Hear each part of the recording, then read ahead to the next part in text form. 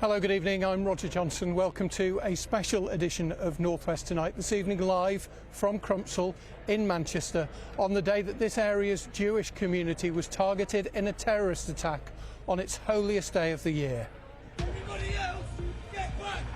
The moment the attacker is shot by police firearms officers after stabbing worshippers, killing 2 and seriously injuring 4 outside a synagogue. He was stabbing at the window, so the police screamed at him, you know, packing him kind of thing. And then he like turned round and he looked like he was going to mess with something in his jacket, so they opened fire at him. It's believed the killer lived nearby in this quiet, multicultural suburban part of the city. There are grieving families and communities at the heart of this in Greater Manchester and beyond. I would therefore ask that people refrain from sharing disturbing and insensitive content online.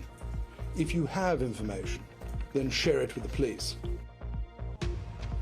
There's been widespread condemnation of the atrocity. As community leaders appeal for calm, the Prime Minister says we all need to support each other.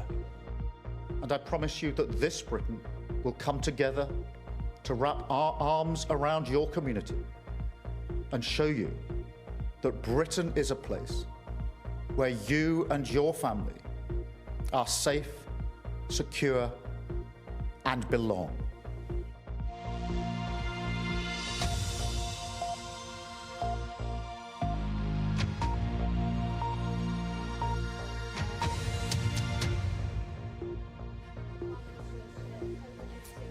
It was just at 9:30 this morning that terror came to this part of North Manchester. The Heaton Park Hebrew Congregation Synagogue, just round the corner behind me, over there where you can see the top of the ambulance, where worshippers were making their way to the synagogue for the most holy day on the Jewish calendar, Yom Kippur. Shabana Mahmood, the Home Secretary, speaking here in Manchester as the drizzle begins and darkness falls at the end of a traumatic day for the Jewish community here, a day of commemoration, of solemn reflection, Yom Kippur, the most holy day in the Jewish calendar, but a day which has been completely overturned by events here outside the Heaton Park Mosque, with that attack this morning that has left 2 people dead, 4 people in hospital seriously injured, and the perpetrator shot dead by armed police.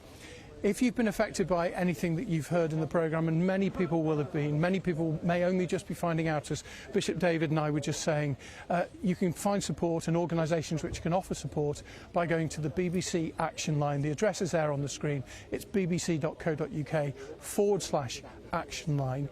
BBC Radio Manchester, Joe McGrath's breakfast programme will come live from Crumpsall tomorrow morning as they continue to reflect, as questions start to be answered and more details become clear about the perpetrator of this awful atrocity at the end of a day which should have been a day of solemn commemoration, but one which has been one marked by tragedy.